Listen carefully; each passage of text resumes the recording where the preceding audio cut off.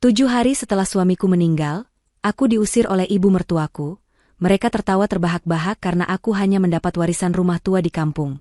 Sementara mertua dan adik iparku mendapatkan rumah mewah. Malam itu juga aku pergi ke rumah peninggalan suami. Tapi di dalamnya, aku menemukan sebuah.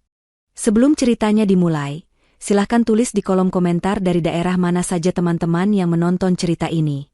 Jangan lupa like dan subscribe agar channel ini bisa semakin berkembang dan bisa mempersembahkan cerita yang lebih menarik lagi. 7 hari telah berlalu sejak Ridho, suamiku, dimakamkan. Namun, udara di rumah mewah ini masih terasa berat, bukan karena duka, melainkan karena penantian yang menyesakan. Aku, Salsa, duduk di sofa beludru yang terasa dingin. Hijab hitam sederhana yang kukenakan seolah menyatu dengan bayangan di ruangan besar itu. Di seberangku, duduk Ibu Lilis, ibu mertuaku, dan Sylvie, adik iparku. Berbeda denganku, pakaian mereka serba hitam mahal, namun mata mereka tidak menunjukkan kesedihan. Yang ada hanya kilatan tidak sabar. Mereka sudah menunggu hari ini, hari pembacaan surat wasiat. Aku masih mencoba memahami kenyataan bahwa Ridho telah tiada. Penyakit yang menggerogotinya dalam 6 bulan terakhir berjalan begitu cepat. Ridho menjadi lebih pendiam, lebih sering mengunci diri di ruang kerjanya. Aku mengira itu adalah caranya berdamai dengan takdir. Aku tidak pernah menyangka ada hal lain yang ia sembunyikan. Cinta Ridho padaku selalu terasa tulus, meski harus berbenturan dengan kebencian Ibu Lilis dan Sylvie yang tidak pernah disembunyikan. Sejak awal pernikahan kami, aku adalah menantu yang tidak diinginkan. Seorang wanita berhijab sederhana tanpa latar belakang keluarga kaya. Pintu utama terbuka. Seorang pria berjas rapi yang kukenal sebagai Pak Adnan, pengacara pribadi Ridho, masuk dengan langkah kaku. Ia membawa sebuah tas kerja kulit yang tampak berat. Ibu Lilis dan Sylvie langsung menegakkan punggung mereka. Pak Adnan duduk di kursi tunggal, menatap kami bertiga bergantian. Tatapannya padaku terasa sedikit ganjil, seperti campuran antara kasihan dan canggung. "Selamat siang, Ibu Lilis, Ibu Sylvie, dan Ibu Salsa," sapanya dengan nada datar. "Sesuai amanat dari almarhum Bapak Ridho, saya di sini untuk membacakan surat wasiat beliau yang telah disahkan secara hukum." Jantungku berdebar. Bukan karena aku mengharapkan harta. Aku hanya ingin mendengar kata-kata terakhir Ridho. Sebuah pengakuan, mungkin. Sebuah tanda bahwa aku berarti untuknya.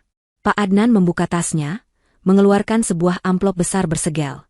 Ia membukanya dengan hati-hati. Suaranya mulai membacakan jargon-jargon hukum yang rumit, membuat kepalaku pening.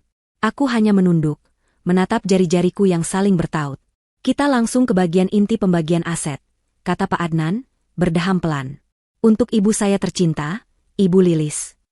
Aku melihat Ibu Lilis tersenyum tipis. "Saya, Ridho, mewariskan seluruh aset perusahaan yang terdaftar di Indonesia, PT Jaya Abadi, beserta seluruh saham dan kewajiban yang melekat padanya. Saya juga mewariskan rumah utama yang kita tinggali saat ini, di Jalan Mentari nomor 1, beserta seluruh isinya. Ditambah 3 unit mobil mewah yang terdaftar atas nama perusahaan." Mata Sylvie membelalak, ia menyikut ibunya pelan. Senyum Ibu Lilis kini merekah lebar. Mereka mendapatkan semuanya. Perusahaan, rumah ini, mobil-mobil. Persis seperti yang mereka inginkan. "Selanjutnya," lanjut Pak Adnan, suaranya terdengar semakin pelan. "Untuk adik saya satu-satunya, Sylvie." Sylvie mencondongkan tubuhnya ke depan. "Saya mewariskan portofolio investasi saya berupa apartemen mewah di pusat kota, beserta dana tunai yang tersimpan dalam rekening deposito khusus atas namanya." Sylvie memekik tertahan. "Ya Tuhan," bisiknya. Ibu Lilis menatapku dengan pandangan penuh kemenangan. Seolah berkata, "Lihat, kamu tidak akan mendapatkan apa-apa." Aku merasakan pipiku memanas. Aku tidak peduli dengan semua itu. Tapi di mana namaku? Apakah Ridho benar-benar melupakanku? Apakah aku tidak ada artinya sama sekali baginya? Pak Adnan berdeham lagi. Kali ini lebih keras. Ia tampak sangat tidak nyaman.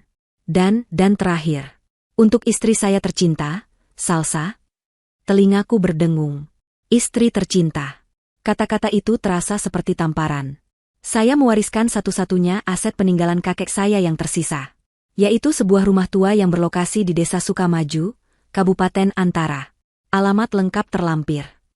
Hening. Ruangan itu begitu hening, aku bisa mendengar detak jantungku sendiri yang terasa sakit. Hanya itu.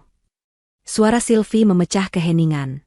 Nadanya tajam dan penuh rasa ingin tahu yang jahat. Pak Adnan menelan ludah. Surat wasiat juga menyebutkan bahwa seluruh rekening pribadi almarhum telah digunakan untuk melunasi beberapa kewajiban mendesak perusahaan sebelum beliau wafat. Jadi, hanya itu yang tersisa untuk dibagikan.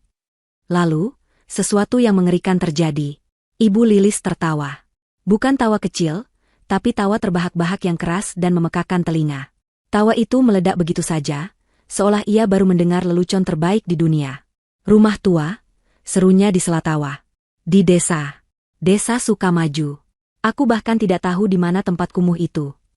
Sylvie ikut tertawa, tawa mereka bersahutan, mengisi ruangan mewah itu dengan racun. Kak Ridho memang paling bisa. Dia akhirnya sadar di mana tempatmu yang seharusnya. Salsa. Di gubuk. Bersama tikus-tikus desa. Air mataku akhirnya jatuh. Bukan karena aku kehilangan harta. Tapi karena penghinaan ini. Dan ini semua adalah skenario yang ditulis oleh Ridho. Suamiku sendiri. Pria yang kucintai. Pria yang berjanji akan melindungiku. Aku menatap Pak Adnan, mencari secercah penjelasan. Tapi pengacara itu buru-buru membereskan kertas-kertasnya. Tugas saya di sini sudah selesai. Salinan surat wasiat akan saya serahkan kepada Ibu Lilis sebagai eksekutor utama. Ia berdiri, mengangguk singkat, dan berjalan cepat keluar dari rumah, seolah melarikan diri dari pemandangan yang akan terjadi selanjutnya. Begitu pintu tertutup, tawa Ibu Lilis berhenti. Wajahnya langsung berubah menjadi dingin dan kejam. Ia menatapku seolah aku adalah kotoran di sepatunya. Kamu dengar itu, Salsa? Desisnya. Kamu bukan siapa-siapa lagi di sini. Kamu hanya dapat rumah rongsokan. Jadi, untuk apa kamu masih di sini? Aku tergagap. Ibu, tapi ini rumahku juga. Maksudku, aku tinggal di sini bersama Mas Ridho. Dulu, bentak Sylvie. Sekarang ini rumah kami. Dan kami tidak sudi berbagi udara dengan wanita pembawa sial sepertimu. Kamu pikir kami tidak tahu? Sejak kamu menikah dengan Kak Ridho, bisnisnya mulai seret. Kamu tidak bisa memberinya keturunan. Kamu tidak berguna. Sylvie, cukup, kataku, mencoba mengumpulkan sisa harga diriku. Kenapa? Kamu mau mengadu pada Kak Ridho? Oh, maaf, dia sudah mati, ejek Sylvie. Ibu Lilis berdiri. Ia berjalan ke arahku dan menatapku dari atas ke bawah. Malam ini juga kamu pergi dari rumah ini. Apa? Tapi malam ini? Saya harus kemana? Tanyaku panik. Ke gubukmu, teriak Ibu Lilis. Pergi ke desa Sukamaju itu. Itu tempatmu sekarang. Sylvie, bantu dia berkemas. Tidak perlu, kata Sylvie sambil tersenyum licik. Dia datang ke rumah ini hanya membawa satu koper. Kan? Biar aku ambilkan. Sylvie berlari ke lantai atas, ke kamar yang pernah menjadi kamarku dan Ridho. Beberapa saat kemudian, ia turun sambil menyeret koper lamaku. Ia bahkan tidak repot-repot membawanya dengan benar. Ia melemparkannya ke lantai marmer di depanku. Beberapa helai pakaian dan satu hijabku menyembul keluar dari resleting yang terbuka paksa. Ambil barang-barangmu, kata Ibu Lilis dengan nada memerintah. Dan keluar. Aku tidak percaya ini terjadi. Ibu, di luar hujan. Aku tidak peduli. Ibu Lilis menarik lenganku dengan kasar, memaksaku berdiri. Ia dan Sylvie mendorongku ke arah pintu utama. Aku terlalu syok untuk melawan. Tubuhku lemas. Mereka membuka pintu. Udara malam yang dingin dan basah langsung menerpa wajahku. Hujan turun dengan derasnya. Pergi. Ibu Lilis mendorongku kuat hingga aku tersungkur di teras depan. Koperku dilempar menyusul, mendarat di genangan air. Pintu kayu yang berat itu dibanting hingga tertutup. Suara kunci yang diputar terdengar jelas dari dalam. Lalu, aku mendengar tawa mereka lagi, kali ini teredam oleh dinding tebal dan derasnya hujan. Aku terduduk di teras, basah kuyup dalam sekejap. Air hujan bercampur dengan air mata. Hijabku lepek menempel di pipi. Aku menatap rumah besar yang terang benderang itu.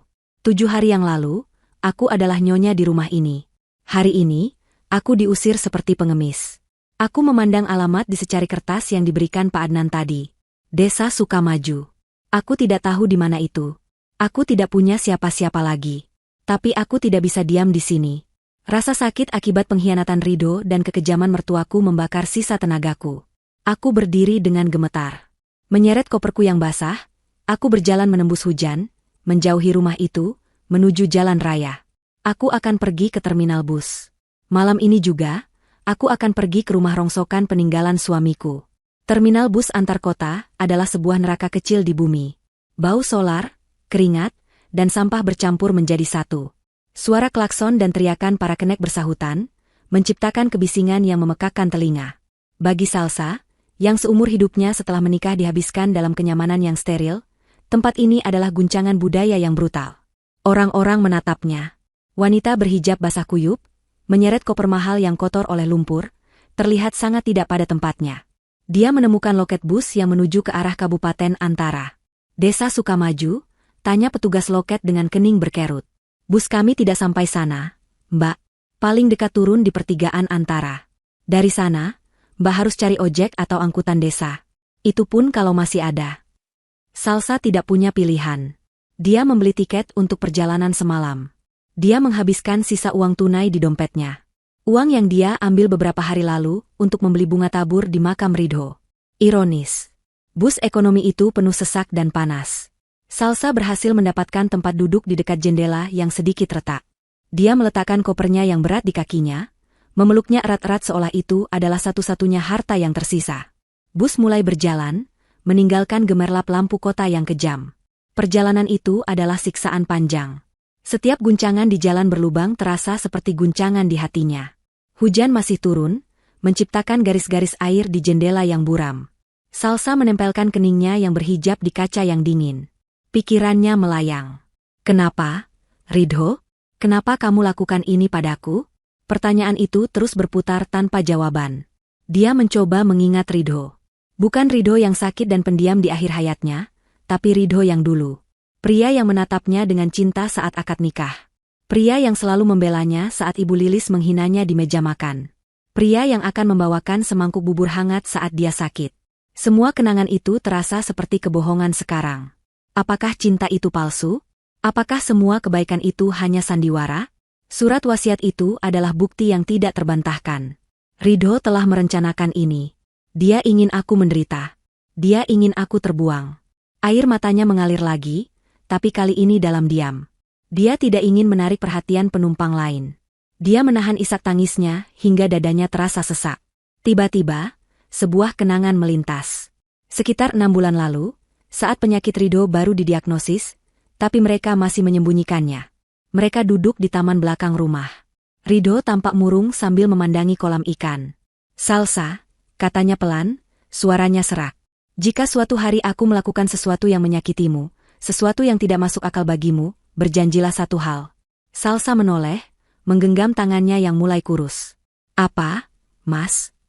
Apapun yang terjadi, percaya padaku, katanya, menatap lurus ke matanya. Aku mungkin harus membuat pilihan sulit. Tapi aku melakukan semuanya untuk melindungimu. Selalu. Ingat itu. Saat itu, Salsa mengira Ridho berbicara tentang pengobatannya. Mungkin dia akan menolak kemoterapi, atau semacamnya. Dia mengangguk.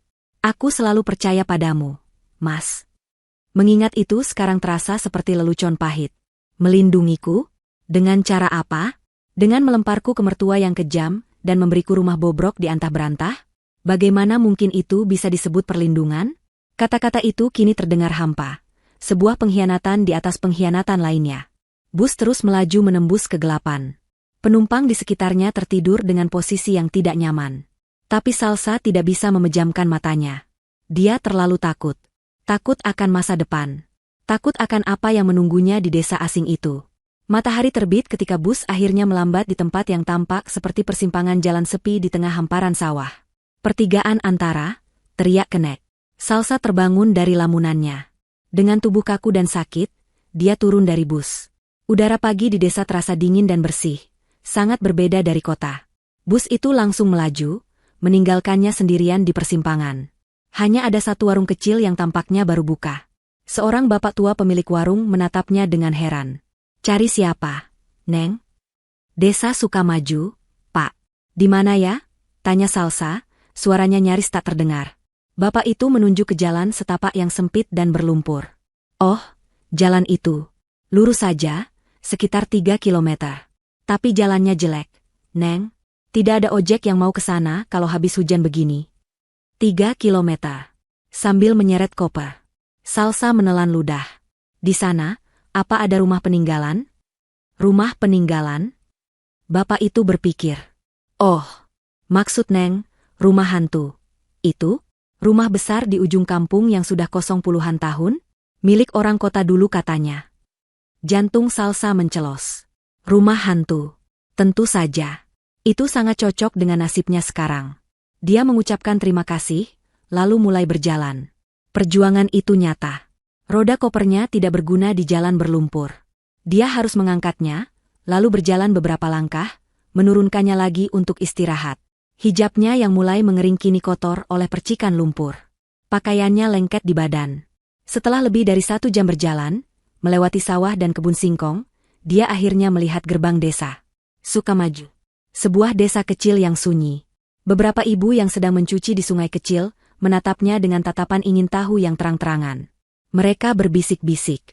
Salsa bisa merasakan tatapan mereka menusuk punggungnya. Dia pasti terlihat menyedihkan.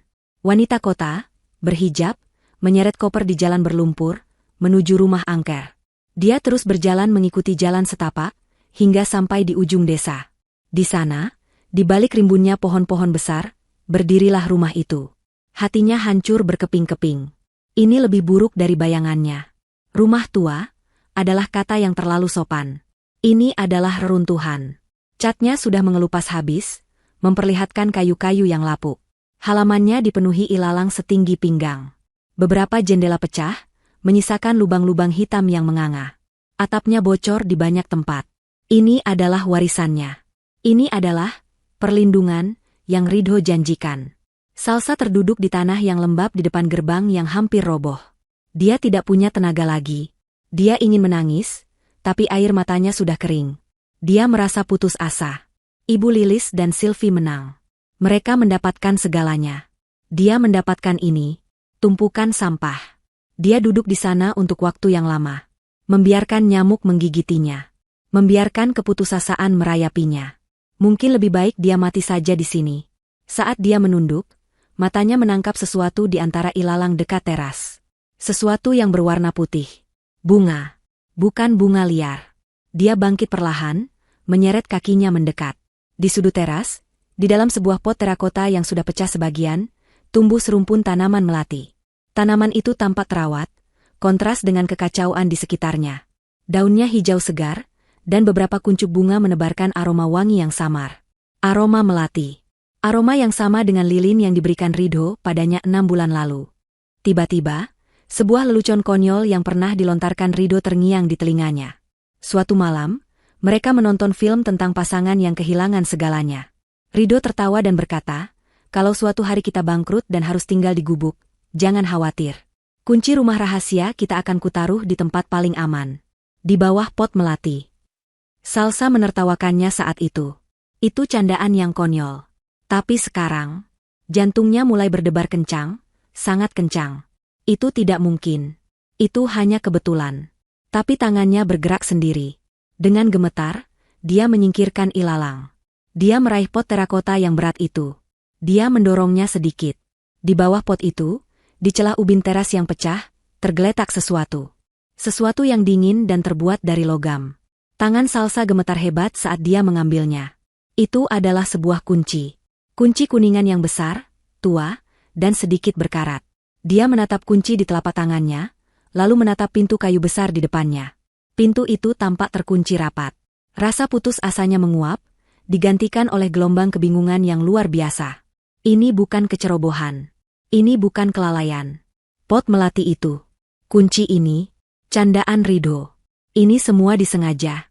Dengan langkah ragu, Salsa naik ke teras. Dia memasukkan kunci itu ke lubang kunci yang berkarat. Kunci itu pas. Dengan seluruh sisa tenaganya, dia memutar kunci itu. Terdengar bunyi klik yang keras, diikuti oleh suara derit yang memilukan. Pintu kayu berat itu bergeser, terbuka sedikit. Salsa mendorong pintu itu. Udara pengap dan bau debu tebal langsung menerpanya. Bagian dalam rumah itu gelap gulita. Tapi di antara bau debu dan kayu lapuk itu, Salsa mencium aroma lain. Aroma yang sangat samar, tapi dia kenal. Aroma kertas tua dan tembakau pipa. Aroma yang sama persis dengan ruang kerja pribadi Ridho di rumah mewah mereka. Salsa berdiri di ambang pintu, membeku. Ini bukan sekadar rumah tua. Ini adalah pesan. Dan dia tidak tahu apakah dia siap untuk mendengarnya. Salsa mendorong pintu itu lebih lebar. Udara pengap yang terperangkap di dalam rumah terasa berat di paru-parunya. Bau debu, kayu lapuk, dan kotoran kelelawar bercampur dengan aroma samar tembakau pipa dan kertas tua. Aroma Ridho. Jantungnya berdebar sangat kencang hingga terasa sakit. Dia menyeret kopernya yang basah melintasi ambang pintu dan masuk ke dalam kegelapan. Dia menyalakan senter dari ponselnya yang baterainya tinggal sedikit. Cahaya itu menyorot sebuah ruangan depan yang luas namun menyedihkan. Perabotannya ditutupi kain putih yang sudah berdebu tebal. Sarang laba-laba menggantung di setiap sudut. Lantai kayunya berderit di bawah setiap langkahnya. Jelas sekali rumah ini sudah lama, sangat lama, tidak ditinggali. Ini memang rumah hantu, persis seperti kata bapak pemilik warung tadi. Dia berjalan melewati ruang tamu, menuju koridor yang lebih gelap. Aroma Ridho semakin kuat, menuntunnya ke sebuah pintu di ujung lorong. Dia mendorongnya. Ini pasti ruang kerja yang dimaksud. Ruangan ini berbeda. Jika bagian rumah lainnya adalah kuburan perabotan, ruangan ini hidup. Meskipun debu tipis juga menyelimutinya, tempat ini jelas telah digunakan baru-baru ini. Ada meja kayu jati yang kokoh, kursi kerja kulit yang besar, dan rak-rak buku yang menjulang tinggi.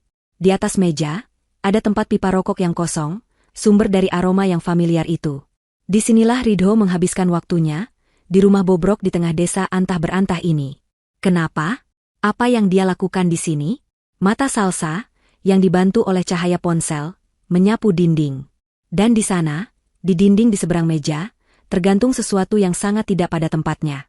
Di antara dinding yang catnya mengelupas dan suasana pedesaan yang kental, tergantung sebuah lukisan modern dalam bingkai hitam yang mahal.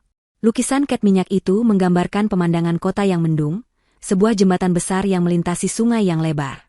Jembatan London. Salsa mendekatinya. Dia tidak pernah tahu Ridho menyukai seni, apalagi lukisan London. Kenapa lukisan ini ada di sini?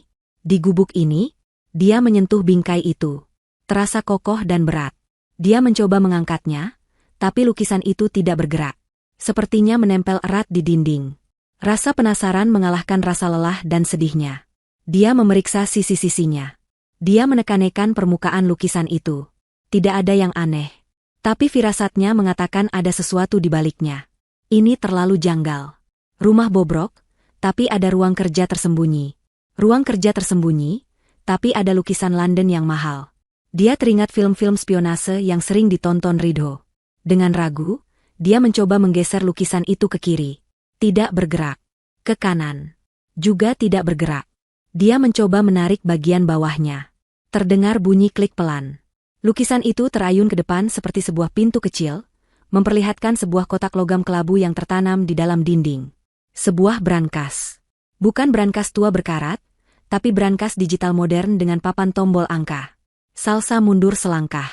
Napasnya tercekat. Ini tidak mungkin. Ini adalah sebuah rencana. Sebuah rencana yang sangat rumit. Penghinaan Ibu Lilis dan Sylvie. Surat wasiat yang menyakitkan. Kunci di bawah pot melati.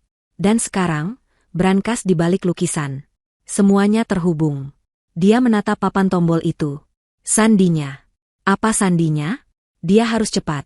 Baterai ponselnya sudah berkedip merah. Dia mencoba tanggal lahir Ridho. Beb. Salah. Dia mencoba tanggal lahirnya. Beb. Salah.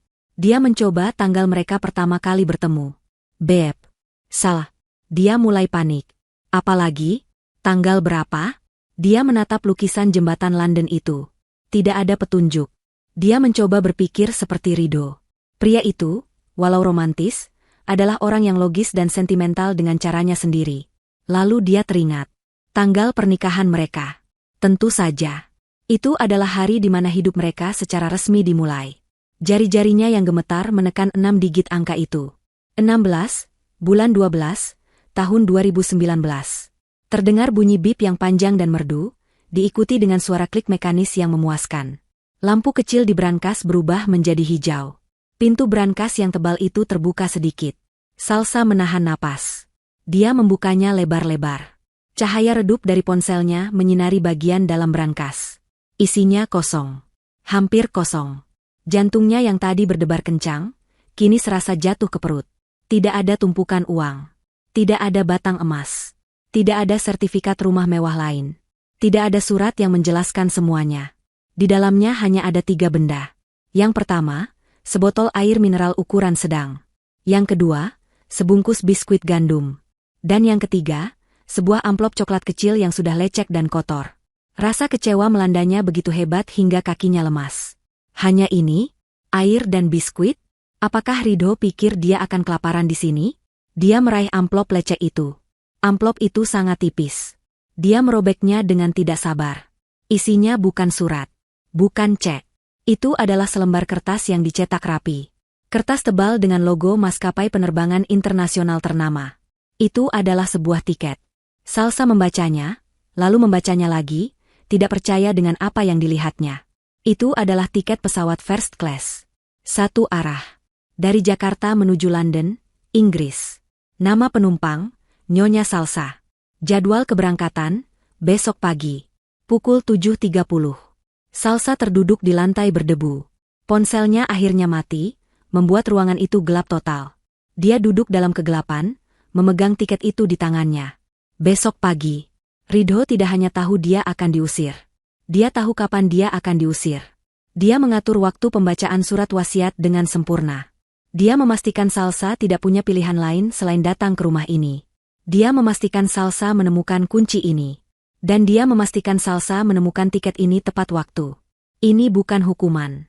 Ini bukan pengkhianatan. Ini adalah sebuah pelarian yang diatur dengan presisi seorang ahli strategi. Rasa sakit di hatinya tergantikan oleh gelombang kebingungan yang dahsyat. Suaminya, Ridho, bukanlah pria sederhana yang dia kira. Dia adalah pria dengan rahasia yang sangat dalam. Dan rahasia itu sekarang ada di London. Malam itu adalah malam terpanjang dalam hidup Salsa. Dia tidak tidur. Dia duduk di kursi kerja Ridho yang berdebu, di dalam kegelapan total, memeluk lututnya. Rumah itu berderit dan mengerang ditiup angin malam. Suara tokek dan serangga malam terdengar riuh dari luar. Beberapa kali dia mendengar suara sesuatu berlari di loteng. Tikus. Mungkin. Dalam keadaan normal, dia akan lari ketakutan. Tapi sekarang, dia terlalu syok untuk peduli. Di tangannya, tiket ke London itu terasa seperti sepotong es sekaligus sepotong bara. Dingin karena ketidakmungkinan, panas karena harapan yang samar. Pikirannya berkecamuk. Apa yang harus dia lakukan? Pilihan pertama, tetap di sini. Di rumah hantu ini, dia punya sebotol air dan sebungkus biskuit. Setelah itu apa? Menjual tiket itu? Bagaimana caranya? Dia terjebak di desa terpencil.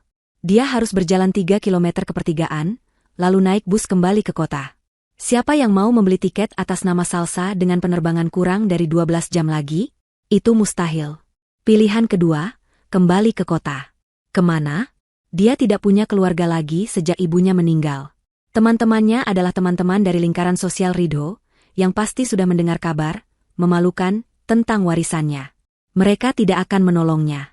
Mengemis pada Ibu Lilis dan Sylvie, bayangan tawa mereka, bayangan koper yang dilempar ke genangan air, sudah cukup untuk membuat perutnya mual. Tidak. Dia lebih baik mati di rumah ini daripada kembali ke sana. Pilihan ketiga, pergi ke London. Ini adalah pilihan paling gila. Dia tidak punya uang sepeser pun. Dia tidak punya pakaian ganti selain yang ada di koper basahnya. Dia tidak bisa berbahasa Inggris dengan lancar. Dia tidak kenal siapa-siapa di sana. Dia akan tiba di salah satu kota termahal di dunia sebagai seorang gelandangan berhijab. Tapi Ridho sudah mengatur semuanya. Air dan biskuit itu bukan hanya bekal. Itu adalah pesan. Kamu akan lapar setelah perjalananmu, makanlah ini sebelum berangkat besok. Tiket first class. Kenapa first class? Supaya dia bisa beristirahat di perjalanan? Supaya dia diperlakukan dengan baik? Dan lukisan jembatan London itu bukan hiasan. Itu adalah tujuan. Salsa meraba-raba meja dalam kegelapan. Tangannya menyentuh ponselnya yang mati. Dia butuh informasi lebih. Dia butuh sesuatu. Dia ingat di bus, dia sempat melihat sisa baterainya. Ponsel ini adalah satu-satunya barang berharganya. Dia harus mengisi dayanya. Tapi bagaimana? Listrik di rumah ini jelas sudah diputus. Dia bangkit, menggunakan sisa-sisa ingatan dari cahaya senter tadi. Dia meraba-raba dinding di dekat meja kerja. Tangannya menyentuh sesuatu yang dia kenali bentuknya. Stop kontak. Tentu saja. Jika Ridho membuat ruang kerja rahasia, dia pasti memastikan ada listrik. Tapi apakah berfungsi? Salsa membuka kopernya yang basah kuyup. Dia merogoh tas tangannya, mencari pengisi daya ponsel. Tangannya basah, tapi dia menemukannya. Dia kembali ke meja, meraba-raba colokan, dan memasukkannya. Tidak terjadi apa-apa. Salsa menghela napas. Tentu saja tidak berfungsi. Bodoh sekali dia. Dia hendak mencabutnya lagi ketika tiba-tiba, layar ponselnya menyala. Tanda baterai sedang mengisi daya. Salsa terkesiap. Jantungnya melonjak. Listriknya hidup. Ridho telah membayar tagihan listrik untuk gubuk ini. Pria itu memikirkan segalanya. Dia tidak hanya meninggalkan rumah, dia meninggalkan pos keamanan yang berfungsi penuh, tersembunyi di depan mata. Salsa duduk di lantai, bersandar di kaki meja, memperhatikan layar ponselnya yang menyala. Dia tidak menyalakannya dulu. Dia menunggu. Biarkan terisi setidaknya 10%. Dia harus menghemat daya. 10 menit terasa seperti 10 jam. Akhirnya, dia menekan tombol daya. Ponsel itu hidup. Layar utamanya muncul. Dan bersamaan dengan itu, serangkaian notifikasi pesan masuk berbunyi. Bep, bep, bep. Kebanyakan adalah pesan dari teman-teman sosialitanya, pura-pura bersimpati tapi jelas-jelas hanya ingin tahu gosip panas tentang surat wasiat itu. Salsa mengabaikan mereka semua. Tapi ada satu pesan. Dari nomor yang tidak dikenal. Kode negaranya bukan Indonesia. Itu kode negara Inggris. Pesan itu singkat, dikirim 2 jam yang lalu, tepat saat dia masih berada di dalam bus malam. Isinya. Suami Anda meminta saya untuk memastikan. Datanglah ke bandara. Jangan bawa apapun selain diri Anda dan identitas Anda. Semuanya sudah diurus. Tiket Anda ada di dalam brankas di balik lukisan. Kode brankas adalah tanggal pernikahan Anda. Kami menunggu Anda di London. Salsa membaca pesan itu 5 kali. Jari-jarinya gemetar begitu hebat hingga ponselnya hampir jatuh. Kami menunggu Anda. Ada, kami. Bukan hanya dia. Ada seseorang di London yang menunggunya. Seseorang yang tahu tentang brankas itu. Seseorang yang tahu kodenya. Seseorang yang bekerja untuk Ridho. Semua keraguan sirna dalam sekejap. Ini bukan lagi pilihan. Ini adalah perintah. Ini adalah jalan takdir yang telah ditulis oleh suaminya. Dia teringat kembali kata-kata Ridho. Apapun yang terjadi, percaya padaku.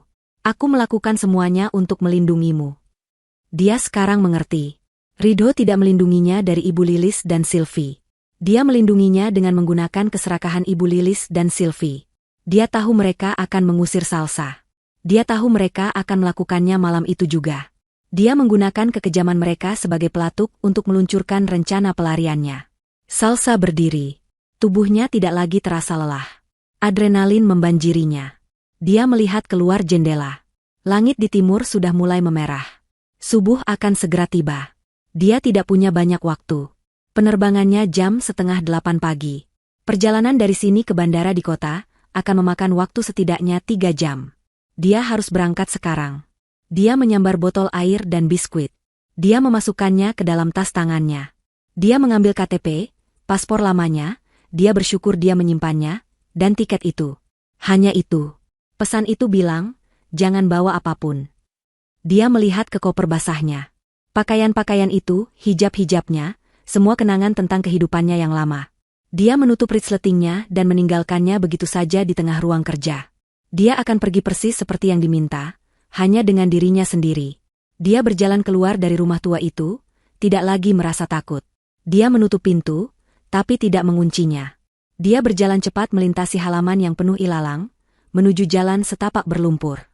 Di gerbang desa, dia berhenti sejenak. Dia mengambil secari kertas dari sakunya. Alamat rumah tua yang diberikan Pak Adnan.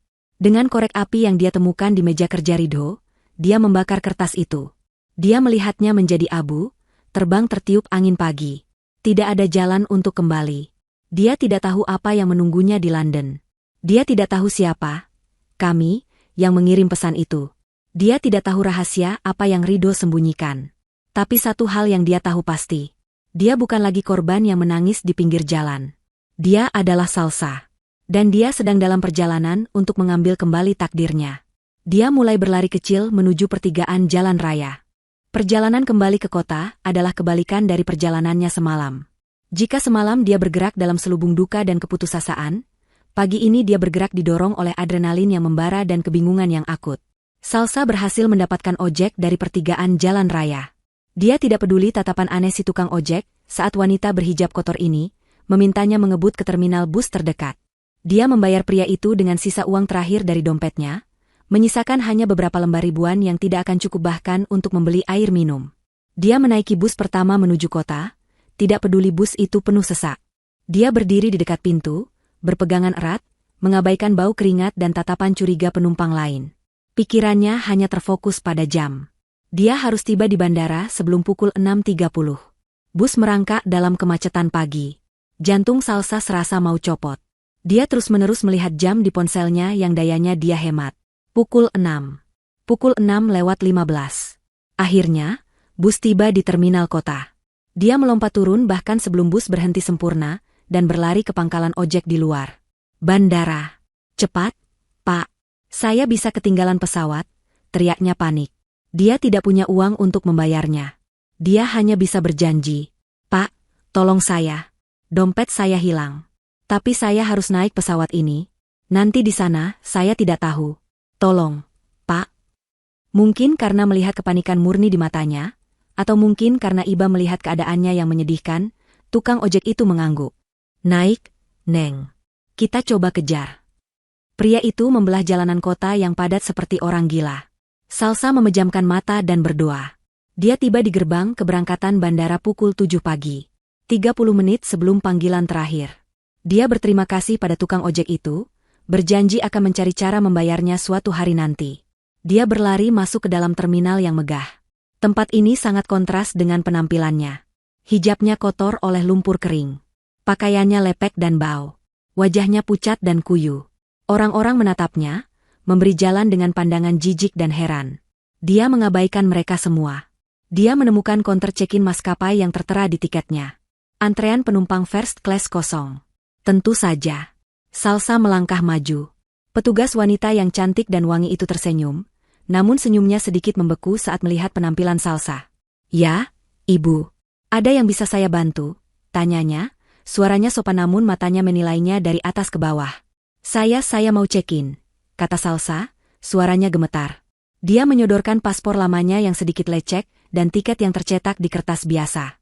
Petugas itu mengambilnya. Dia menatap tiket, lalu menatap Salsa, lalu menatap tiket itu lagi. Keningnya berkerut. Dia mulai mengetik di komputernya. Salsa menahan napas. Ini adalah momen penentuan. Jika tiket ini palsu, jika namanya tidak ada, habislah dia. Dia akan ditangkap satpam karena dianggap penipu. Wajah petugas itu berubah dari curiga menjadi bingung. Atas nama Nyonya Salsa Ridho? Ya, itu saya, kata Salsa cepat. Penerbangan ke London. Pukul 7.30. First class. Petugas itu menatapnya lagi. Baik.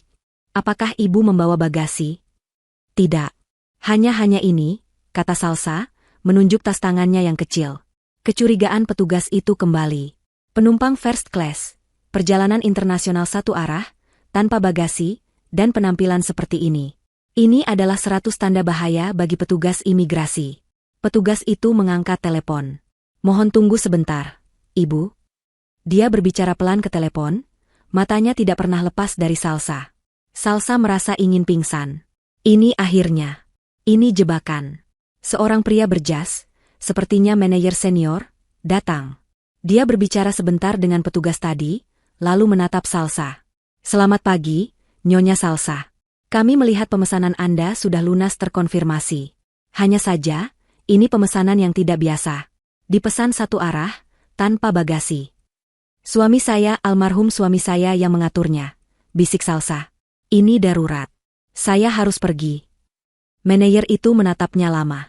Mungkin dia melihat duka yang jujur di mata Salsa, atau mungkin dia melihat catatan khusus di sistem pemesanan. Akhirnya, dia mengangguk pada petugas itu. Silakan proses. Petugas itu, dengan enggan, mencetak boarding pass tebal. Silakan, Ibu. Pintu F8. Ibu memiliki akses ke ruang tunggu premium kami. Salsa mengambil boarding pass itu seperti mengambil ijazah kelulusan. Terima kasih. Dia bergegas menuju imigrasi. Petugas imigrasi juga menatapnya lama, tapi paspornya asli dan boarding passnya sah. Dia dicap keluar. Dia berhasil. Dia menemukan ruang tunggu premium. Dia masuk dengan ragu.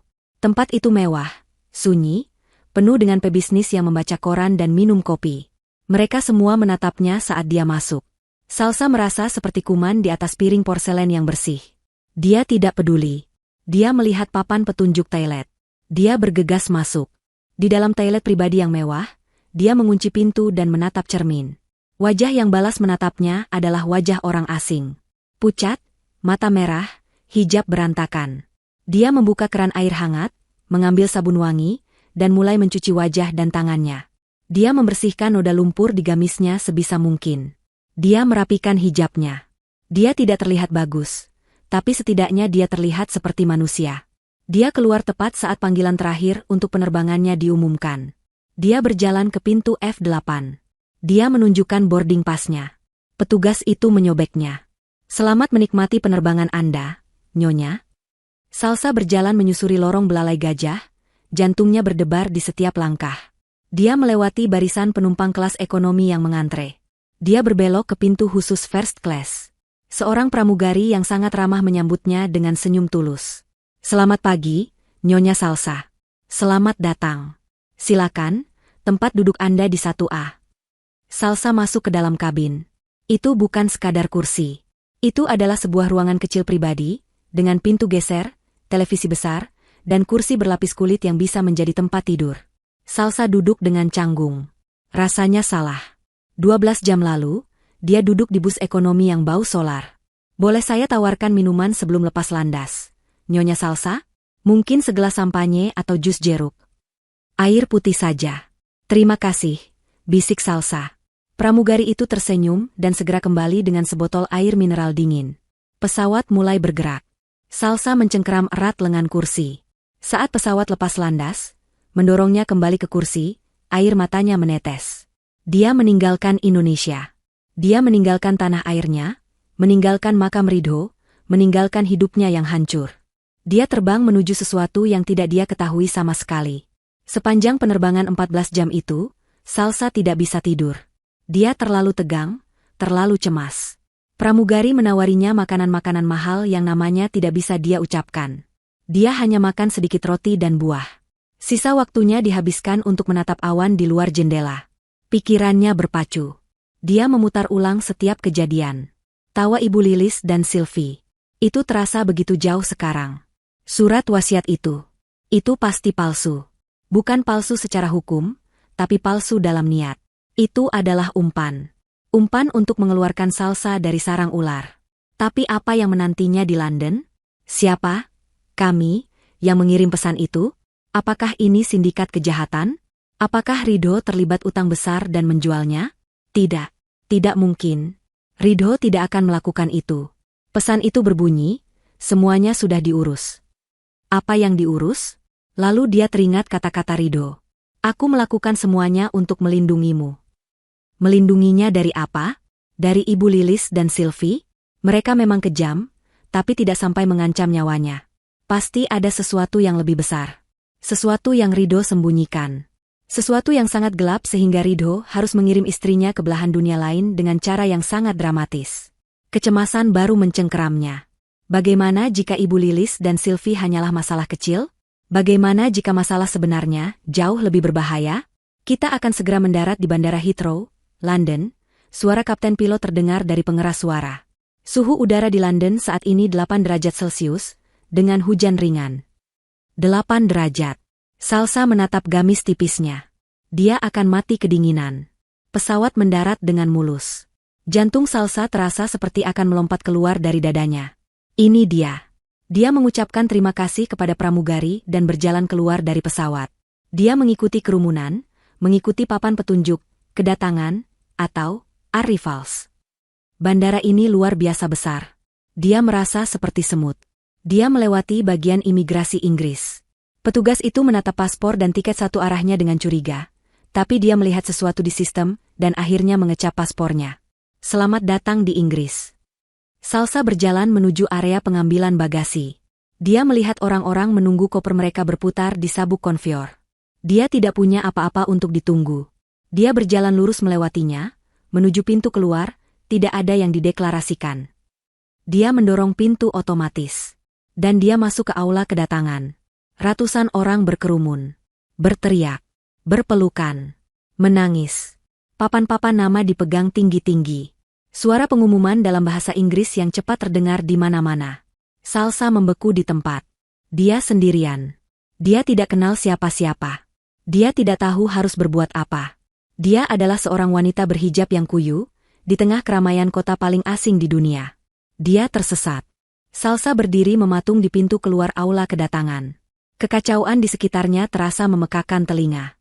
Setiap wajah adalah orang asing. Setiap suara tidak bisa dia pahami. Rasa panik yang dingin mulai merayapi punggungnya, lebih dingin dari udara 8 derajat yang menyusup dari pintu otomatis. Apa yang dia lakukan? Dia benar-benar gila. Seharusnya dia tetap di Indonesia. Setidaknya di sana dia bisa mengemis dalam bahasa yang dia mengerti. Di sini, dia bahkan tidak tahu bagaimana caranya meminta tolong.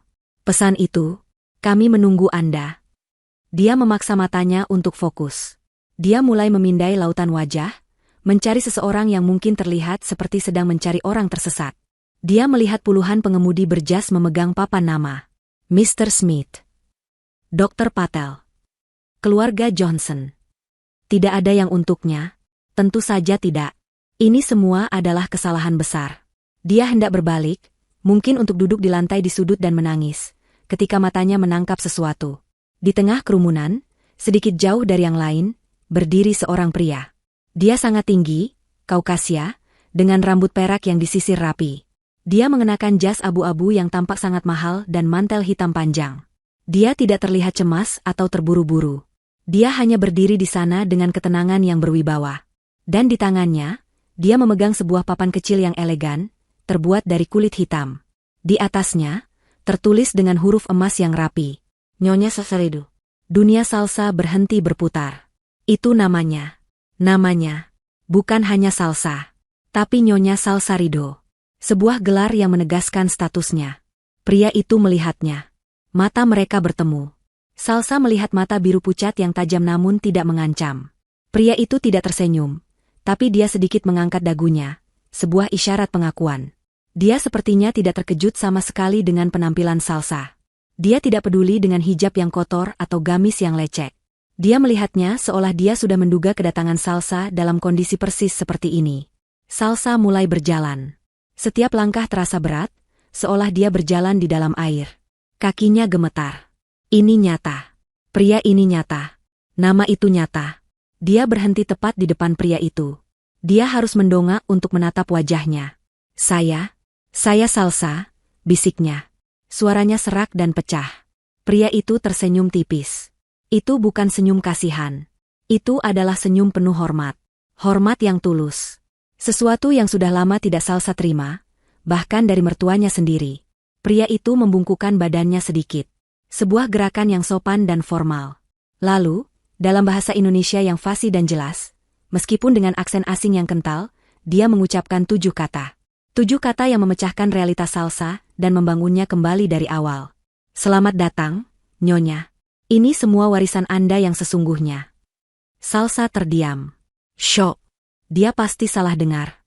Telinganya berdengung karena tekanan kabin. Dia pasti berhalusinasi karena kurang tidur dan kelaparan. Apa? Tanyanya, suaranya nyaris tak terdengar. Apa? Apa maksud Anda? Warisan? Warisan saya rumah tua di desa. Pria itu menggeleng pelan. Itu bukan warisan, Nyonya. Itu adalah ruang tunggu. Sebuah tes yang dirancang oleh suami Anda untuk memastikan Anda aman dan jauh dari Indonesia sebelum kami bisa menjemput Anda. Kami? Salsa mengulangi kata dari pesan teks itu. Benar. Saya Mr. Harrison. Saya adalah pengacara utama almarhum suami Anda di London, katanya dengan tenang. Dan apa yang Ibu Lilis dan Sylvie dapatkan, itu bukanlah warisan. Itu adalah sisa-sisanya. Pikiran Salsa berputar. Ruang tunggu. Tes. Sisa-sisa. Tawa Ibu Lilis. Kemenangan mereka. Itu semua palsu? Saya tidak mengerti, kata Salsa, memegangi kepalanya yang pusing. Udara dingin di aula kedatangan tiba-tiba membuatnya menggigil hebat. Mr. Harrison melihatnya goyah. Nyonya kedinginan. Penjelasan ini terlalu panjang untuk dibicarakan di bandara. Mobil sudah menunggu. Mari. Dia tidak menunggu jawaban Salsa.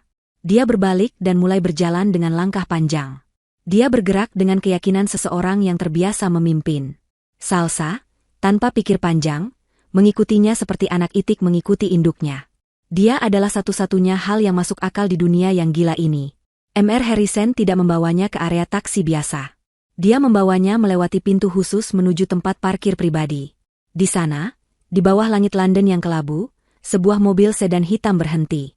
Mobil itu sangat besar, sangat hitam, dan sangat berkilau. Itu adalah sebuah Rolls-Royce. Seorang pria berseragam membungkuk dan membukakan pintu belakang. Salsa berhenti. Ini terlalu berlebihan. 24 jam yang lalu, dia diusir dari rumahnya. Dia naik bus ekonomi yang kotor. Dia berjalan kaki 3 kilometer di jalan berlumpur. Dan sekarang, dia dijemput oleh seorang pengacara Inggris dengan mobil Rolls-Royce. Silakan, Nyonya Salsa, kata Mr. Harrison dengan lembut, melihat keraguannya. Ini semua milik Anda. Milikku? Dengan kaki gemetar, Salsa masuk ke dalam mobil. Interiornya dilapisi kulit krem yang lembut dan kayu yang hangat. Karpetnya lebih tebal dari selimut terbaik yang pernah dia miliki. Rasanya seperti masuk ke dalam kepompong yang aman dan mewah. Pintu ditutup dengan bunyi tut yang pelan dan solid, meredam semua kebisingan bandara. Tiba-tiba, di dalam sangat sunyi, Mr. Harrison duduk di kursi yang menghadapnya. Mobil itu mulai melaju tanpa suara. Salsa menatap keluar jendela. Gedung-gedung asing, mobil-mobil yang melaju di sisi jalan yang salah, tulisan-tulisan yang tidak dia mengerti. Dia benar-benar ada di London. Dia menoleh ke Mr. Harrison, yang menatapnya dengan sabar. Tolong, bisik Salsa. Tolong beritahu saya apa yang terjadi. Saya pikir suami saya membenci saya. Saya pikir dia membuang saya. Mr. Harrison menghela napas panjang. Wajahnya melembut dengan simpati. Sebaliknya, Nyonya Salsa, Tuan Ridho sangat mencintai Anda. Dia menghabiskan tahun terakhir hidupnya bukan untuk melawan penyakitnya, tapi untuk merencanakan ini. Untuk melindungi Anda. Melindungi saya dari apa? Dari keluarganya sendiri, kata Mr. Harrison. Dan dari kebenaran tentang siapa dia sebenarnya. Kebenaran? Suami Anda, kata Mr. Harrison, nadanya datar, bukanlah sekadar pengusaha biasa dari Indonesia. Tuan Ridho, selama 10 tahun terakhir, diam-diam membangun sebuah kerajaan bisnis global. Dan pusat dari kerajaan itu, ada di sini, di London. Salsa menatapnya, mulutnya sedikit terbuka. Kerajaan bisnis? Global? Surat wasiat di Jakarta itu hanya sandiwara, lanjut Mr. Harrison. Sebuah pengalihan isu. Warisan yang sesungguhnya perusahaan induk, properti di seluruh Eropa, rekening bank di Swiss semuanya, ada di sini. Dan dia menyerahkan 100% kepemilikannya kepada Anda. Mobil mewah itu melaju di jalan tol, menuju jantung kota London yang berkilauan di tengah hujan. Salsa bersandar di kursi kulit yang lembut. Dia tidak menangis. Dia terlalu syok untuk menangis. Dia hanya merasakan satu hal. Suaminya, Ridho, tidak mengkhianatinya. Dia telah merencanakan balas dendam termanis dan paling rumit dalam sejarah. Dan dia baru saja menyerahkan kunci kerajaan itu kepada satu-satunya orang yang dia percayai. Dirinya. Mobil Rolls-Royce itu melaju dengan keheningan yang nyaris sempurna, membelah lalu lintas kota London yang sibuk. Hujan ringan menciptakan pola-pola abstrak di jendela yang tebal. Salsa duduk di kursi kulit yang empuk, namun tubuhnya kaku. Kata-kata Mr. Harrison masih terngiang-ngiang di kepalanya. Kerajaan bisnis global. Warisan yang sesungguhnya. 100% milik Anda. Saya masih tidak mengerti, Mr. Harrison, kata Salsa pelan, suaranya bergetar. PT Jaya Abadi. Itu perusahaan besar di Indonesia. Mas Ridho bekerja sangat keras untuk itu. Bagaimana mungkin itu, sisa-sisa? Mr. Harrison menatapnya dengan tatapan yang tenang dan penuh perhitungan. Nyonya Salsa, apa yang publik Indonesia tahu tentang Tuan Ridho hanyalah puncak dari gunung es. PT Jaya Abadi memang besar, tapi Tuan Ridho lebih besar. Pria itu membuka tas kerjanya dan mengeluarkan sebuah tablet tipis. Dia menyalakannya dan menunjukkan sebuah diagram. Selama 10 tahun terakhir, Tuan Ridho diam-diam mendiversifikasi asetnya. Setiap keuntungan dari PT Jaya Abadi tidak ia tanamkan kembali di sana. Keuntungan itu ia alirkan keluar, secara legal, ke sebuah perusahaan induk yang ia dirikan di sini, di London.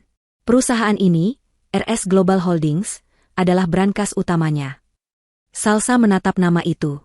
RS Ridho dan Salsa. Jantungnya berdesir. Lalu, PT Jaya Abadi, tanya Salsa. Adalah cangkang, jawab Mr. Harrison tegas. 6 bulan terakhir, saat Tuan Ridho tahu waktunya tidak banyak, dia mempercepat rencananya. Dia tahu karakter ibu dan adiknya. Dia tahu mereka serakah, materialistis, dan hanya peduli pada status. Mr. Harrison menggeser layar tabletnya, menunjukkan daftar aset. Rumah mewah yang mereka tempati. 3 mobil sport. Apartemen mewah untuk Sylvie. Semua itu, Mr. Harrison berhenti sejenak, dibeli dalam 6 bulan terakhir. Tapi, dengan uang apa? Bukan dengan uang tunai, kata Mr. Harrison. Tuan Ridho membelinya menggunakan utang. Pinjaman bank dalam jumlah besar. Dan apa jaminannya? Salsa mulai mengerti. PT Jaya Abadi, bisiknya. Tepat, kata Mr. Harrison. Tuan Ridho, dengan sangat cerdik, menggembungkan nilai aset perusahaan di atas kertas, menggunakannya untuk mengambil pinjaman besar-besaran, lalu menggunakan uang pinjaman itu untuk membeli semua kemewahan yang ia tahu akan membuat Ibu Lilis dan Sylvie terbutakan. Sementara itu, aset bersih yang nyata, uang tunai, properti di luar negeri, saham-saham berharga, sudah lama aman di bawah RS Global Holdings. Milik Anda? Salsa ternganga. Ini adalah sebuah rencana yang brilian dan kejam. Jadi, surat wasiat itu adalah sebuah jebakan yang sempurna, kata Mr. Harrison. Tuan Ridho mewariskan perusahaan itu kepada ibunya. Dengan menerima warisan itu, Ibu Lilis secara hukum juga menerima semua utang yang melekat padanya. Utang yang nilainya jauh melebihi nilai aset perusahaan yang tersisa. Utang yang Tuan Ridho atur agar jatuh tempo, tepat 30 hari setelah surat wasiat dibacakan. Salsa menghitung dalam hati. 7 hari sudah berlalu. Itu artinya, mereka hanya punya waktu sekitar 3 minggu lagi, kata Mr. Harrison, seolah membaca pikiran Salsa. Bank akan datang menagih. Dan ketika mereka tidak bisa membayar, bank akan mengambil segalanya. Perusahaan, rumah, mobil, apartemen, semuanya. Salsa bersandar. Dia teringat tawa mereka. Tawa Ibu Lilis dan Sylvie yang terbahak-bahak. Mereka menertawakan warisan rumah tua Salsa, sementara pada kenyataannya, mereka baru saja dengan gembira menandatangani surat kebangkrutan mereka sendiri. Ridho tidak hanya mengalahkan mereka. Dia menggunakan keserakahan mereka sendiri sebagai senjata untuk menghancurkan diri mereka sendiri. Tapi kenapa saya harus mengalami semua itu? Tanya Salsa, air matanya mulai menggenang. Kenapa saya harus diusir? Kenapa saya harus menderita di bus? Di desa itu? Kenapa dia tidak memberitahu saya? Wajah Mr. Harrison melembut. Nyonya, Tuan Ridho sangat mencintai Anda. Justru karena itulah dia melakukannya. Dia harus membuat drama yang meyakinkan. Meyakinkan siapa? Mereka. Ibu Lilis dan Sylvie, jelas Mr. Harrison. Coba bayangkan. Jika Tuan Ridho mewariskan sedikit saja uang tunai pada Anda, apa yang akan mereka lakukan? Mereka akan mengejar Anda. Mereka akan menuntut Anda. Mereka akan menuduh Anda memengaruhi Tuan Ridho. Mereka akan membuat hidup Anda seperti di neraka untuk merebut bagian Anda. Lebih buruk lagi, lanjutnya, jika mereka tahu Anda mewarisi segalanya, mereka mungkin akan melakukan hal yang lebih nekat. Tuan Ridho tidak mau mengambil risiko itu. Jadi dia membuat skenario di mana Anda terlihat tidak berharga, kata Salsa, akhirnya paham. Tepat. Dia membuat Anda terlihat sangat hina, sangat kalah, sehingga mereka sendiri yang mengusir Anda. Mereka membuang Anda. Dalam pikiran mereka, Anda sudah selesai. Anda adalah masalah yang sudah hilang. Mereka tidak akan pernah mencari Anda. Mereka akan terlalu sibuk menikmati kemenangan mereka sampai semuanya terlambat. Rumah di desa itu, lanjut Mr. Harrison, adalah pos aman. Tempat singgah. Dia tahu Anda akan diusir malam itu juga. Dia tahu Anda tidak punya tempat lain. Dia mengatur rumah itu. Listriknya, brankasnya. Itu adalah satu-satunya tempat yang tidak akan pernah didatangi Ibu Lilis. Dan tiket itu adalah kunci Anda untuk keluar, sebelum neraka yang sesungguhnya pecah di Indonesia. Salsa teringat aroma tembakau pipa di ruang kerja itu. Itu bukan kenangan. Dia ada di sana, bisik Salsa. Selama ini, dia bolak-balik ke rumah itu. Saat dia bilang dia pergi untuk terapi, dia pergi ke sana. Dia merencanakan ini. Dia bekerja tanpa lelah, Nyonya. Dia berpacu dengan waktu, kata Mr. Harrison. Penyakitnya memberinya alasan yang sempurna untuk menarik diri. Semua orang mengira dia sedang depresi dan bersiap untuk mati. Padahal, dia sedang bekerja lebih keras dari siapapun, memastikan benteng Anda siap. Mobil itu melambat. Mereka memasuki sebuah area perumahan yang sangat mewah di tepi sungai Thames. Mobil itu berhenti di depan sebuah gedung apartemen modern yang seluruhnya terbuat dari kaca. Kita sampai, kata Mr. Harrison. Mereka masuk ke lobi pribadi, naik lift pribadi yang bergerak cepat dan tanpa suara. Pintu lift terbuka langsung ke sebuah ruangan. Salsa melangkah keluar dan napasnya terhenti. Itu adalah sebuah penthouse. Dindingnya dari kaca, dari lantai ke langit-langit, menyajikan pemandangan 180 derajat kota London. Di kejauhan, dia bisa melihat jembatan London, persis seperti di lukisan. Perabotannya minimalis, modern, dan sangat mahal. Semuanya serba putih dan kelabu. Ini rumah baru Anda, Nyonya Salsa, kata Mr. Harrison. Tuan Ridho membelinya 6 bulan lalu atas nama Anda.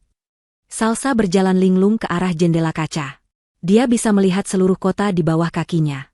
7 hari yang lalu, dia menangis di terminal bus. Sekarang dia berdiri di puncak dunia. Perasaan itu terlalu besar, terlalu berat.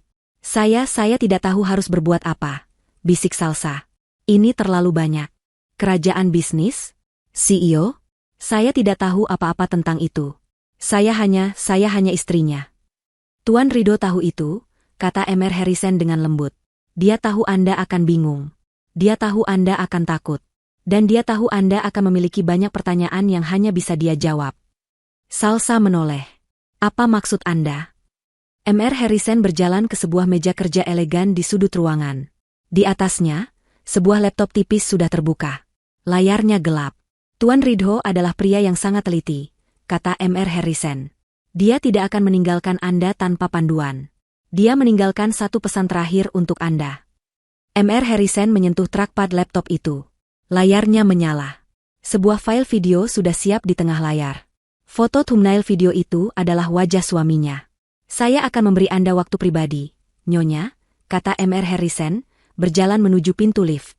Di kamar tidur utama, ada pakaian bersih dan semua yang Anda butuhkan. Tuan Ridho sudah menyiapkannya. Pintu lift tertutup, meninggalkan Salsa sendirian di apartemen yang sunyi dan mewah itu. Dia menatap layar laptop. Foto Ridho seolah balas menatapnya. Dengan tangan gemetar, dia berjalan mendekat dan menekan tombol play. Video dimulai. Layar berkedip sejenak, lalu wajah Ridho memenuhi layar. Salsa terkesiap. Pria di video ini adalah suaminya, tapi sekaligus bukan. Dia sangat kurus. Pipi yang dulu sering Salsa cubit, kini tirus. Matanya cekung, namun di dalamnya ada api yang menyala terang. Dia duduk di kursi yang tidak Salsa kenali. Sepertinya di kamar hotel, bukan di rumah. Dia mengenakan kaos sederhana. Di latar belakang, terdengar suara sirene samar, suara kota asing. Dia pasti merekam ini di salah satu perjalanannya ke London. Ridho di layar terbatu pelan, lalu dia tersenyum. Senyum lelah yang meremukan hati Salsa. Sayangku, Salsa. Suara itu, suara serak yang sangat dia rindukan. Air mata yang sejak tadi dia tahan, kini mengalir deras. Jika kamu menonton ini, lanjut Ridho, itu artinya rencana kita berhasil. Itu artinya kamu berhasil keluar. Kamu selamat. Dan kamu ada di London. Dia berhenti sejenak, menatap lurus ke kamera, seolah dia bisa melihat menembus waktu dan menatap langsung ke mata Salsa di penthouse itu. Dan itu juga artinya, aku sudah tidak ada. Maafkan aku, sayang. Maafkan aku. Salsa mengatupkan mulutnya, menahan isak tangis. Aku tahu kamu pasti marah padaku, kata Ridho. Aku tahu kamu pasti hancur. Aku tahu apa yang aku lakukan padamu 7 hari terakhir ini sangat kejam. Tidak ada suami yang boleh membiarkan istrinya dipermalukan seperti itu. Aku melihatmu menangis di pemakaman. Aku tahu hatimu hancur. Maafkan aku, Salsa. Maafkan aku. Dia menunduk sejenak, mengumpulkan kekuatan. Tapi aku harus melakukannya. Kamu harus mengerti. Aku mengenal ibuku. Aku mengenal Sylvie. Aku sudah hidup dengan keserakahan mereka seumur hidupku. Jika aku mati dan meninggalkan semuanya untukmu secara normal, mereka tidak akan membiarkanmu hidup tenang. Mereka akan merampasnya darimu. Mereka akan menghancurkanmu. Mereka tidak akan berhenti sampai kamu tidak punya apa-apa. Aku tidak bisa membiarkan itu terjadi, katanya, suaranya kini lebih kuat. Aku tidak bisa menyembuhkan penyakitku, Salsa. Aku sudah mencoba, tapi aku sadar, aku tidak bisa melawan takdir itu. Yang bisa aku lakukan adalah mengendalikan cara aku pergi. Aku memutuskan untuk menggunakan sisa waktuku bukan untuk meratapi kematianku, tapi untuk memastikan kehidupanmu. Salsa kini duduk di kursi, air matanya mengalir tanpa henti. Ini adalah cinta. Cinta yang paling rumit, paling menyakitkan, sekaligus paling murni yang pernah dia rasakan. Rencana ini, lanjut Ridho, adalah satu-satunya cara.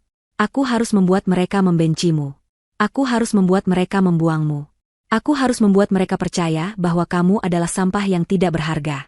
Karena hanya dengan begitu, mereka akan melepaskanmu. Hanya dengan begitu, kamu bisa bebas. Surat wasiat itu adalah racun yang kubuat khusus untuk mereka. Dan mereka meminumnya dengan senang hati. Mereka menertawakanmu, padahal mereka sedang menertawakan kehancuran mereka sendiri.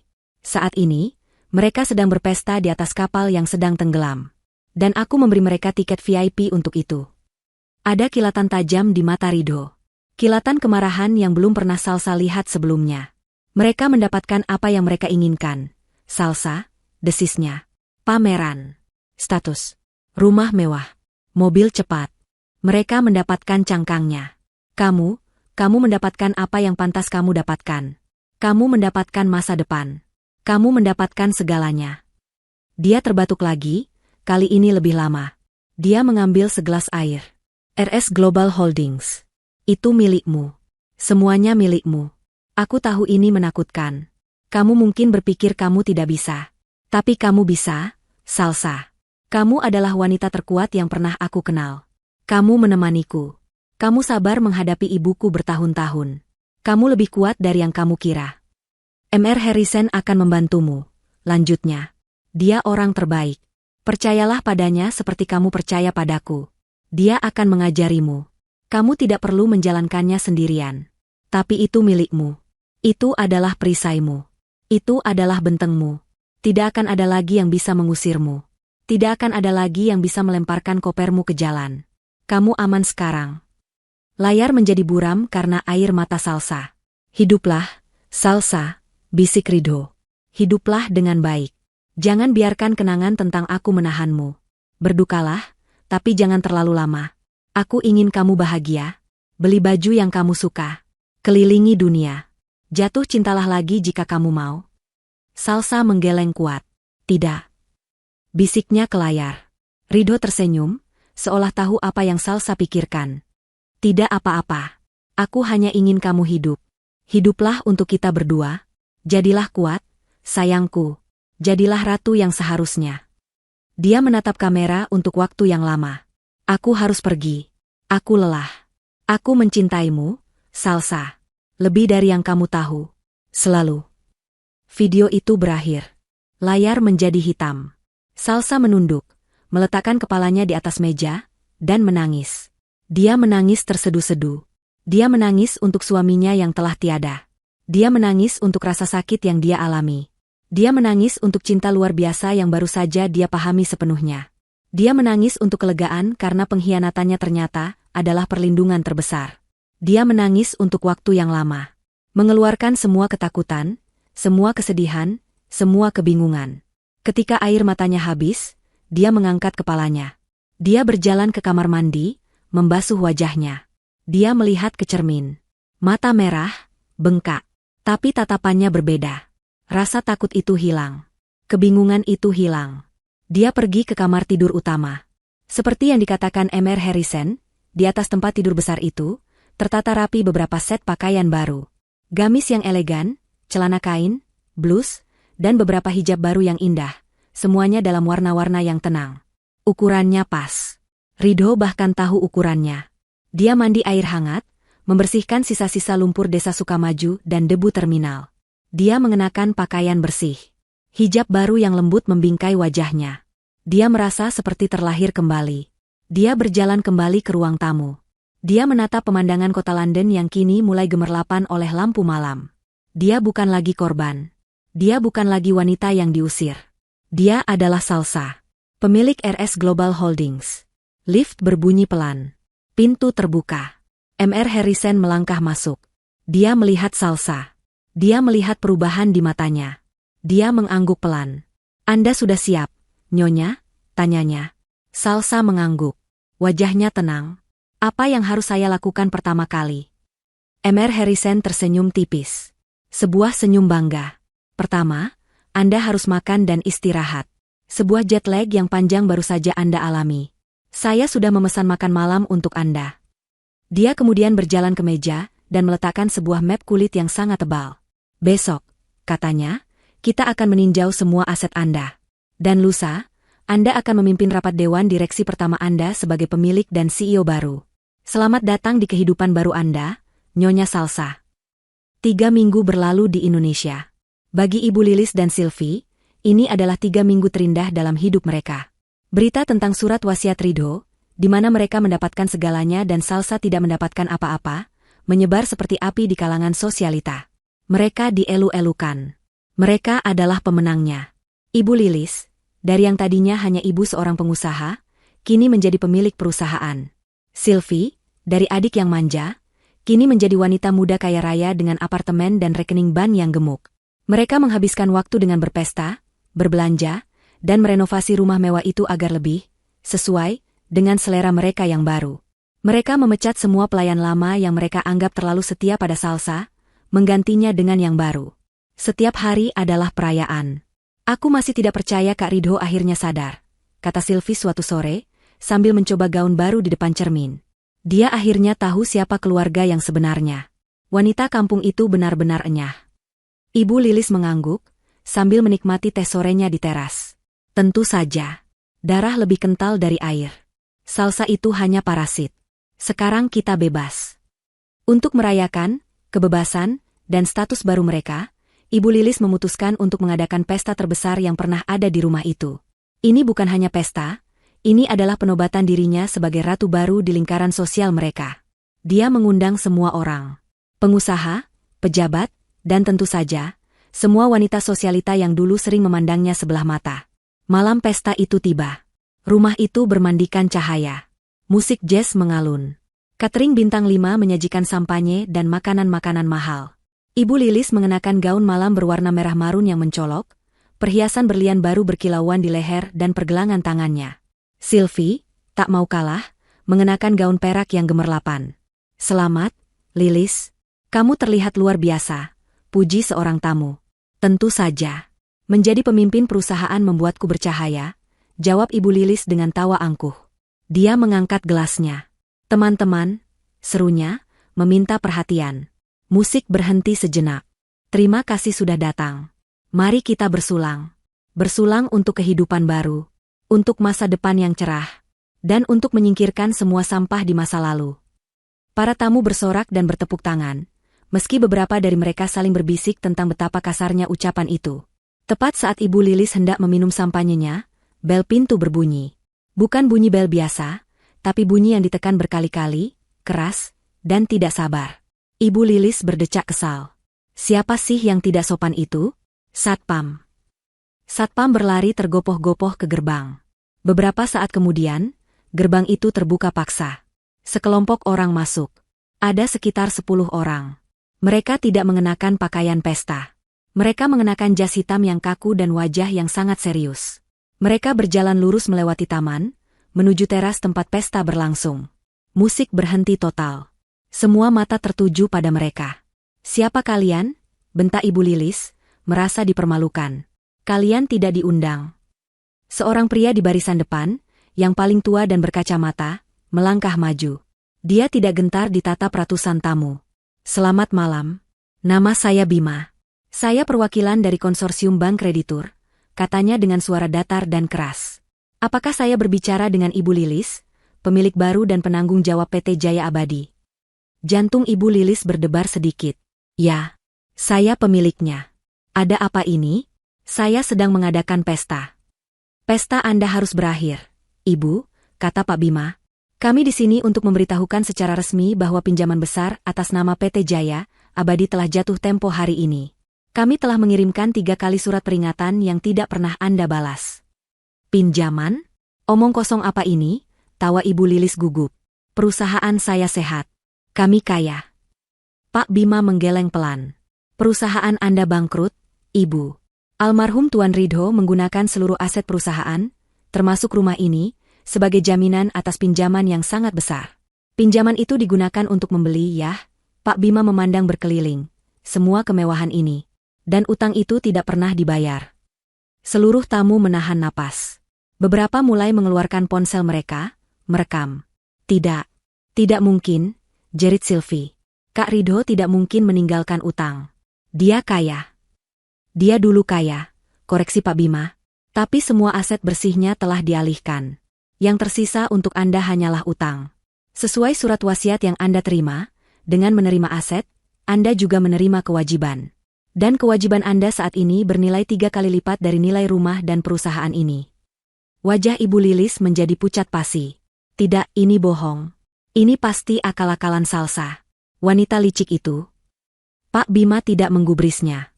Dia memberi isyarat kepada orang-orang di belakangnya. Mereka adalah jurusita. Kami memiliki surat perintah penyitaan dari pengadilan.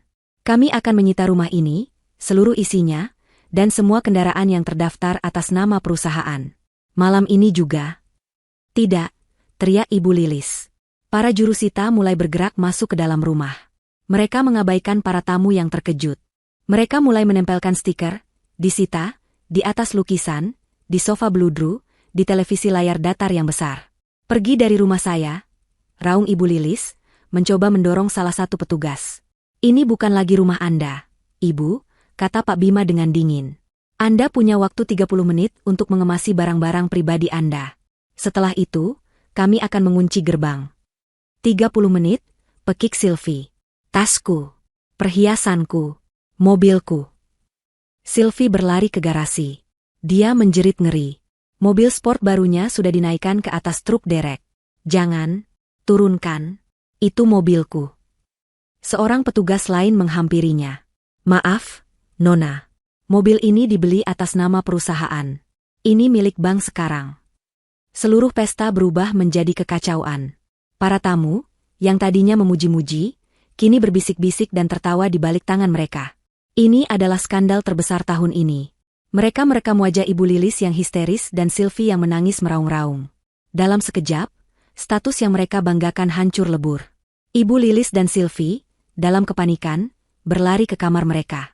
Tapi mereka tidak bisa berpikir jernih. Mereka hanya mengambil tas tangan dan beberapa perhiasan yang sedang mereka pakai. 30 menit berlalu begitu cepat. 2 orang petugas keamanan yang tegap, yang dibawa oleh bank, memegangi lengan Ibu Lilis dan Sylvie. Lepaskan aku. Ini rumahku. Lepaskan. Mereka diseret. Persis seperti mereka menyeret Salsa. Mereka diseret melewati ruang tamu mereka sendiri, melintasi teras tempat mereka bersulang tadi, dan didorong keluar gerbang. Tidak. Tolong. Jangan lakukan ini. Ibu Lilis jatuh terduduk di aspal di luar gerbang. Gerbang besi yang tinggi itu ditutup dengan suara dentang yang keras. Dan dikunci. Ibu Lilis dan Sylvie berdiri di jalanan. Dalam balutan gaun pesta mereka yang mahal. Di bawah tatapan puluhan tamu mereka yang kini menonton dari balik gerbang. Ponsel-ponsel merekam dari segala arah. Lampu blitz menyala-nyala. Mereka tidak punya apa-apa. Rekening mereka dibekukan. Rumah mereka disita. Mobil mereka diambil. Mereka dipermalukan di depan seluruh dunia mereka. Malam itu, 7 hari setelah Salsa diusir di tengah hujan, Ibu Lilis dan Sylvie kini berdiri di jalan, tanpa tujuan, dengan hanya pakaian di badan mereka. Karma telah datang. Bukan dengan amarah, tapi dengan ketelitian hukum yang dingin. Persis seperti yang telah direncanakan Ridho. 6 bulan kemudian, pemandangan berganti. Jauh dari kemewahan London, di sebuah sudut kota Jakarta yang padat dan panas. Sebuah rumah petak sempit dengan dinding yang catnya mengelupas. Di dalamnya, perabotannya sangat sedikit dan sudah tua. Ibu Lilis dan Sylvie duduk berhadapan di meja makan plastik kecil. Mereka terlihat sangat berbeda. Rambut mereka tidak lagi tertata. Pakaian mereka kusam. Wajah mereka yang dulu terawat, kini kuyu dan penuh garis kelelahan. Gara-gara kamu, desis Ibu Lilis, menunjuk Sylvie dengan garpu. Kalau saja kamu tidak boros. Kalau saja kamu memeriksa rekening bank. Kita bisa menjual sesuatu sebelum mereka datang. Aku, balas Sylvie tak kalah sengit. Ini semua salah ibu. Ibu yang serakah. Ibu yang menandatangani surat wasiat itu tanpa membacanya dengan teliti. Ibu yang terlalu sibuk pamer sampai tidak mengecek surat peringatan dari bank. Ini semua salah ibu. Berani kamu bicara begitu padaku, anak tidak tahu diuntung. Aku tidak tahu diuntung? Ibu yang menghancurkan hidup kita. Sekarang lihat. Kita makan nasi dengan garam. Teman-temanku tidak ada yang mau mengangkat teleponku. Kita jadi bahan tertawaan se-Indonesia. Mereka terus bertengkar. Saling menyalahkan. Saling membenci. Hubungan ibu dan anak yang dulu didasari oleh keserakahan dan status bersama, kini hancur berkeping-keping begitu fondasinya hilang. Mereka terjebak. Terjebak dalam kemiskinan yang mereka ciptakan sendiri, dibenci oleh semua orang yang dulu menjilat mereka. Itu adalah neraka pribadi mereka. Pemandangan berganti lagi. Ribuan mil jauhnya, di London. Di lantai tertinggi sebuah gedung pencakar langit yang berkilauan, sebuah ruang rapat dewan direksi yang sangat modern. Di luar jendela kaca, pemandangan kota London terhampar megah di bawah langit biru yang cerah. Di ujung meja rapat yang terbuat dari kayu mahoni gelap, duduk seorang wanita. Dia adalah Salsa. Transformasinya sangat luar biasa. Dia tidak lagi terlihat seperti wanita yang ketakutan dan bingung. Dia mengenakan setelan bisnis berwarna biru tua yang dirancang khusus untuknya, pas dan berwibawa. Hijab sutra berwarna krem membingkai wajahnya yang tenang dan penuh percaya diri. Matanya tajam, fokus, dan cerdas. Dia sedang memimpin rapat. Di sekelilingnya duduk belasan eksekutif senior, pria dan wanita parubaya dari berbagai negara. Oleh karena itu, kata Salsa, suaranya jelas dan tegas, dalam bahasa Inggris yang fasih, investasi kita di sektor energi terbarukan di Asia Tenggara tidak akan kita tunda. Proyeksi laba jangka panjangnya sejalan dengan visi filantropi yang telah digariskan oleh almarhum suami saya. Mr. Harrison, tolong pastikan tim hukum menyelesaikan akuisisi lahan di Vietnam minggu depan. Mr. Harrison, yang duduk di sebelahnya, mengangguk bangga. Baik, Nyonya CEO. Para eksekutif lain mengangguk setuju. Mereka tidak lagi melihat Salsa sebagai istri yang berduka. Mereka melihatnya sebagai pemimpin yang cerdas dan visioner. Dalam 6 bulan, dengan bimbingan tanpa lelah dari Mr. Harrison dan tekad baja dari dirinya sendiri, Salsa telah mempelajari segalanya. Keuangan, hukum, manajemen. Dia belajar seperti orang gila, didorong oleh keinginan untuk menghormati warisan Ridho. Rapat selesai, kata Salsa. Para eksekutif berdiri, membereskan berkas mereka, dan meninggalkan ruangan satu persatu, mengangguk hormat pada Salsa. Kini hanya tersisa Salsa dan Mr. Harrison. Luar biasa, Nyonya Salsa, kata Mr. Harrison, senyum tipis tersungging di bibirnya. Tuan Ridho akan sangat bangga. Salsa tersenyum. Senyuman tulus pertama yang terasa ringan. Terima kasih, Mr. Harrison. Tapi ini semua berkat bimbingan Anda. Dan rencana Ridho. Saat itu, sebuah email masuk di laptopnya. Subjeknya, laporan final, Jakarta. Itu adalah email dari tim investigator swasta yang dia sewa untuk memantau situasi di Indonesia. Dia membukanya. Isinya adalah laporan singkat tentang kondisi Ibu Lilis dan Sylvie. Foto rumah petak mereka. Laporan tentang pertengkaran mereka yang setiap hari didengar tetangga. Laporan bahwa mereka mencoba meminjam uang dari kerabat jauh, namun ditolak. Mereka kini benar-benar terisolasi dan miskin. Salsa membaca laporan itu tanpa ekspresi. Tidak ada rasa senang. Tidak ada rasa kasihan. Yang ada hanya rasa selesai. Bab itu telah ditutup. Mr. Harrison melihatnya membaca. Kabar dari rumah. Salsa mengangguk. Dia menutup laptopnya. Mereka mendapatkan apa yang mereka pilih, katanya pelan. Dia berdiri dan berjalan ke jendela kaca raksasa, menatap cakrawala London yang sibuk. Dia menyentuh sebuah liontin kecil di balik blusnya. Liontin yang dia buat, berisi foto pernikahan kecilnya dengan Ridho. Dia bukan lagi Salsa yang menangis di terminal bus. Dia bukan lagi korban yang diusir. Dia telah mengambil alih takdirnya. Dia telah memenuhi pesan terakhir Ridho. Dia kuat. Dia menatap kota di bawahnya, bukan sebagai pengungsi, tapi sebagai pemiliknya. Dia menghirup napas dalam-dalam, merasakan kedamaian yang akhirnya dia dapatkan. Keadilan telah ditegakkan. Bukan oleh amarah, tapi oleh kecerdasan. Dan kini, hidupnya yang baru telah benar-benar dimulai.